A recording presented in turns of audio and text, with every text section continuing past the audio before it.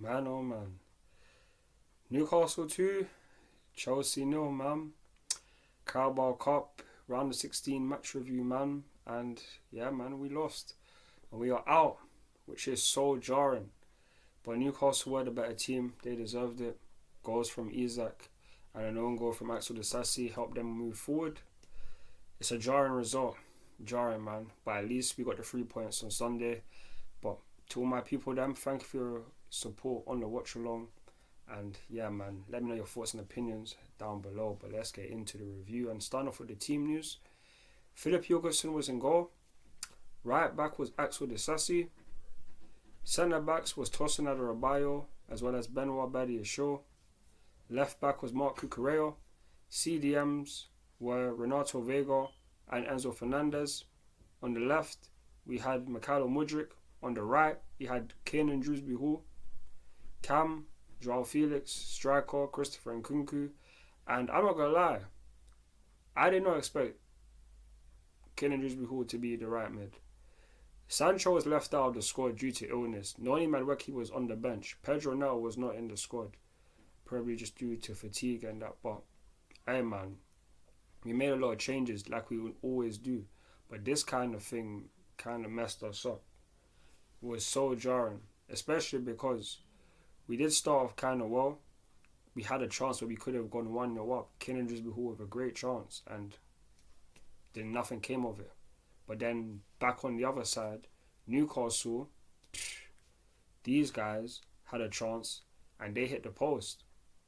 But just from that moment on, we weren't playing that well. Newcastle were on the front foot. They were applying pressure. They were getting physical, not giving us any options, causing us to have mistakes upon mistakes, allowing us to have the ball, and they just punish us from our what's the thing called? From our mistakes. And it's just so jarring because the way we concede the first goal, it's like, I don't know whether it's Axel Disasi or Badiashile playing it to each other in the box. They tried to pass it to Renato Vega. They basically set him up because there's a player right next to him. And we lose the ball. The player passes it to Isak. Isak puts it into the back of the net, 1-0. And such an easy goal. And it's just so jarring to know that we conceded that goal. It's just so jarring because that puts us on the back foot and we're 1-0 down. And it's like, defensively, we're not moving too good. Even before that, Jorgensen, he was moving iffy today. When you tried to catch the ball from the corner, you couldn't catch it. It could have easily rolled out to the player from Newcastle and they could have scored. They didn't from that. They didn't. And just overall, the decision making, the defending, the midfield, it was just non-existent. It was just so poor in the first half. And that's how we just end up conceding. And then look at the set piece. How do we end up scoring the own goal? Ball whipped in from Lewis Hall. Comes off Isak. Disasi can't sort his feet out. Goes into the back of the net.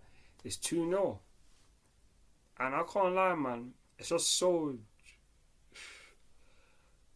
frustration. And it's like, we already know that with our normal defense, we were going to have problems. But with this defense, Badiashile, Disasi, Tosin, like I'm not even trying to put too much blame on Cucurella because I feel like he had a decent game. But I'm not going to lie, man. This defense, this is why I can't have the Sassy right back, man. I can't. This guy needs to do better. And Badiashile needs to do better. Tosin, he's kind of okay, but it's like the defense just needs to do better, man. And it's just so frustrating, man, because we literally caused our own troubles today. And that's the reason why we've been knocked out of the Carabao Cup. Literally down to our own mistakes. Because the first half was so poor, there was no getting back into it in the second half. There wasn't. Because we all knew that after the second half, even if we made changes, which we didn't at half time, Newcastle were going to sit back and just defend. Because that's all they needed to do. They are 2-0 up at home. They had the crowd advantage. And fair enough, in the second half, we have more emphasis to go forward, try to create more chances. But damn, man, We still can't finish our chances. Joao Felix misses some chance. Mudryk tries to create some stuff, but nothing comes off. And Nkunku, just non-existent today, kind of like the attack just didn't click. And it just, for me, it's just down to the way our first half started and just the way we set up. Because the way we set up, it wasn't the best way. And yeah, Enzo Maresca, yeah, man, the starting lineup, that's the most questionable starting lineup I've ever seen from you. And hopefully this thing never happens again. But I can't lie, man. We just didn't deserve to win the game. We didn't. Newcastle wanted it more. We didn't. And that's the reason why we ended up losing and they ended up winning. The only positives that we can really take from this game is just the fact that we won on the weekend in the Premier League.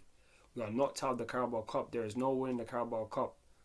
But at the end of the day, we're going to be in this competition again next season. But we need to try getting into the Premier League top 4 and get Champions League football for next season. That is the most important thing. It is jarring to lose to Newcastle. It is jarring to get knocked out of a competition. But we have been in the mud for the last 2 years and we need to get top 4. We need to get Champions League football, and which means we need to beat Manchester United this weekend on Sunday. That is a must-win game. If it wasn't before, it definitely is now. Because losing to Newcastle and then going to lose to Manchester United, that's back-to-back losses in competitions. We cannot be having that.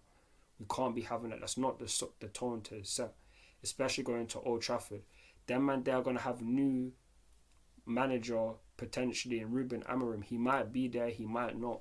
But regardless, they're going to be feeling a different kind of way because there's no Ten Hag anymore. So they're going to try to do their utmost to try and not allow us to come and spoil their mood, spoil their happy vibes that there's no more Ten Hag.